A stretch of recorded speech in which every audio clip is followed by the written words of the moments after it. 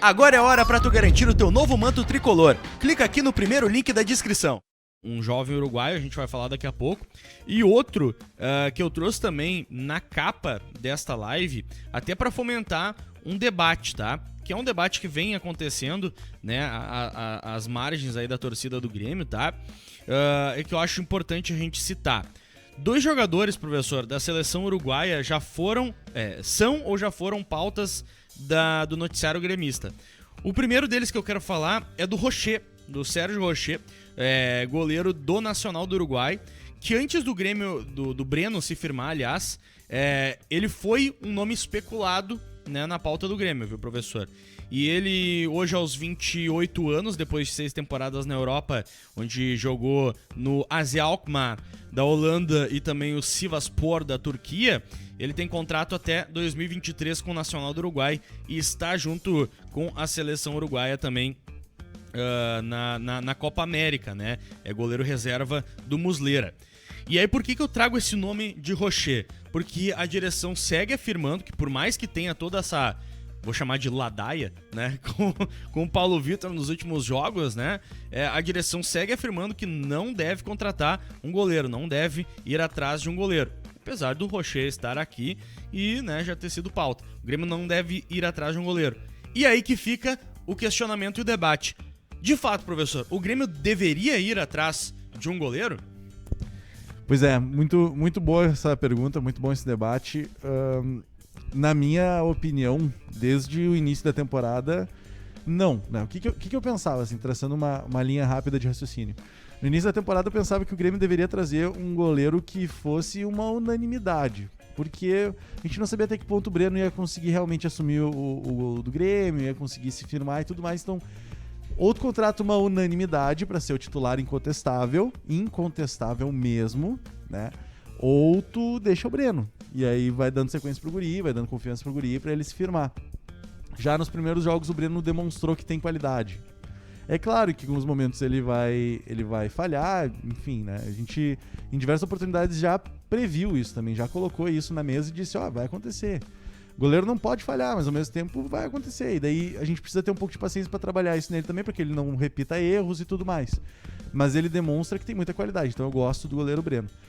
A partir do momento que ele se firmou como nosso titular, aí o meu discurso mudou, justamente... Não mudou, né? Mas a gente conseguiu ver que ou era Breno ou era um goleiro incontestável. Já que o Breno conseguiu se firmar, então eu não preciso desse goleiro incontestável, né? Porque daí a gente vai deixar o Breno como titular... E vai ter daí o Adriel, que é um cara de seleção brasileira, que é um cara de qualidade, para reserva imediato. Chapecó pula à frente do Adriel. E eu penso, legal, tem o Chapecó ali também. Que, apesar de poucas amostragens de Chapecó e de Adriel no profissional, eu ainda acho que o Adriel tem mais bagagem, assim, tem um pouco mais de pompa para conseguir segurar ali e tudo mais. Mas beleza se o Chapecó jogar. O problema agora é que a gente tá discutindo de novo contratação de goleiro, tendo Breno, Chapecó e Adriel, a gente tem que discutir se vale a pena ou não contratar um goleiro, porque passa à frente de Chapecó e Adriel o Paulo Vitor para ser o reserva imediato. E que se o Breno não tivesse se firmando, o Paulo Vitor ia ser o titular de novo da temporada, sabe? Então, disso eu não tenho dúvidas. E aí isso entra como uma falha de planejamento absurda, né? Então, dentro de todo esse raciocínio, me faria sentido que não se fosse atrás de goleiro. Que nós tivéssemos o Breno como titular, e aí na minha cabeça Adriel de reserva e o Chapecó como terceiro goleiro. E aí pode se inverter os dois, tudo bem. Uhum. Mas na lógica em si, seria esse o planejamento. Como o Paulo Vitor passa à frente, isso me traz daí algumas leituras. Vou acreditar aqui, sem informação, que Paulo Vitor é melhor do que Adriel e Chapecó. Coisa que não pode ser. Mas enfim, vou acreditar que seja. Tá? Que daí por isso o Paulo Vitor saiu e foi à frente deles na reserva. Então a gente precisaria contratar um goleiro melhor do que o Paulo Vitor. Porque o Paulo Vitor é insuficiente. Então precisaria contratar um goleiro. Na minha cabeça, no mundo ideal, no mundo real, não precisa ir atrás de outro goleiro, porque o reserva é Adriel. Se tu tá me dizendo que o reserva não será Adriel, que o reserva não será Chapecó, o reserva é Paulo Vitor, Aí eu vou ter que mudar a minha resposta e dizer sim, precisamos contratar um goleiro pra ser reserva, porque o Paulo Vitor é insuficiente. Entende? Existem esses dois, parece que universos, assim, sabe? Porque eu tô tentando lidar com o mundo real. O mundo real, pra mim, o Paulo Vitor não é um reserva, sabe? Em nenhuma situação. Então, como eu posso evitar que Paulo Vitor seja a minha primeira opção? É ali que eu vou ter que ir. Tu entende? Eu preciso evitar que Paulo Vitor seja a minha primeira opção. Boa.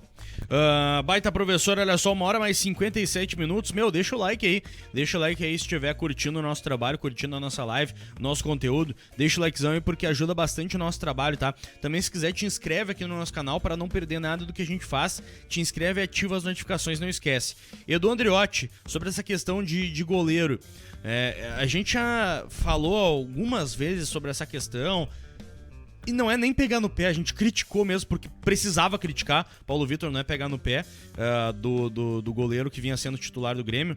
E até, além da pergunta que eu fiz pro professor de se o Grêmio precisa ou não contratar um goleiro, a gente tava vendo ali, até de brincadeira, alguns nomes de quem tá livre no mercado, assim, de livre no mercado não tem ninguém que agrade, né? O Grêmio teria que realmente fazer investimento, se fosse o caso, né?